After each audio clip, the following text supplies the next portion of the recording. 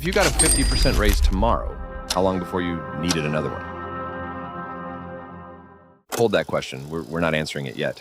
S1914. Henry Ford is losing workers faster than he can hire them. His assembly line in Detroit is brutal, repetitive, loud, relentless, and the turnover rate is 300 per year. For every 100 men he needs, he has to hire 370 just to keep the floor running. So he does something radical. He doubles wages overnight. $5 a day, more than twice the going rate. Workers lined up around the block. The newspapers called it the most generous act in industrial history. Economists called it genius. Ford called it simple math. Happy workers, less turnover, more output. And it worked. Productivity soared, turnover collapsed. Ford became the most profitable company in America.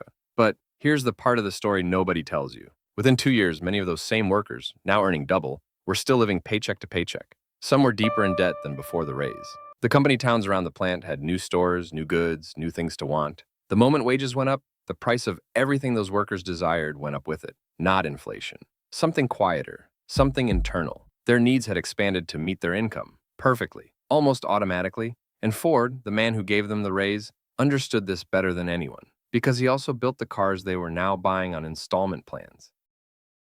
We're getting closer to the answer. This wasn't unique to Ford's workers. It wasn't unique to 1910. Look at lottery winners. In 1978, researchers Brickman, Coates, and Janoff Bullman published a study that tracked people who had won major lottery jackpots. Within 12 months, their reported happiness had returned almost exactly to where it was before the win. The money was real. The lifestyle change was real. The feeling didn't last. Look at professional athletes. The average NFL career is 3.3 years.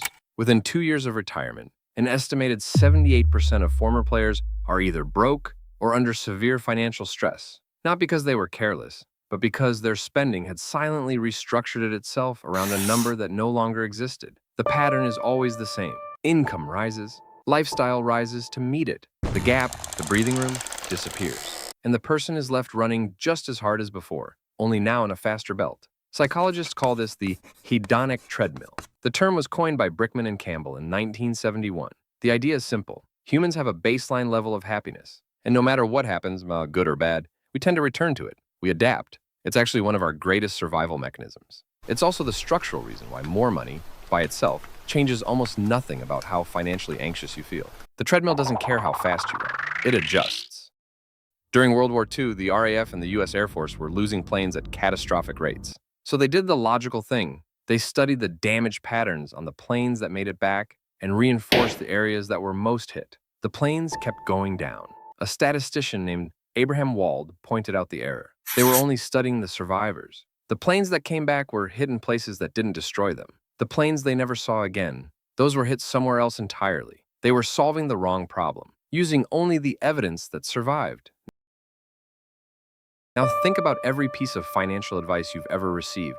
It came from people who made it back. The rat race is not a conspiracy. Nobody built it to trap you. You rebuild it yourself every time you get a raise. Every time you move to a nicer apartment, every time the baseline shifts up and you forget it ever was anywhere else. The trap is the assumption that the next level will finally feel like enough. So, if you got a 50% raise tomorrow, how long before you needed another one? The answer for most people is about 6 months. Not because they're irresponsible, because adaptation is what humans do. The question was never really about the raise. It was about what you're actually trying to buy. Next, the reason the most financially literate people in history still went broke, and the single cognitive flaw they all shared. Subscribe. Don't miss it.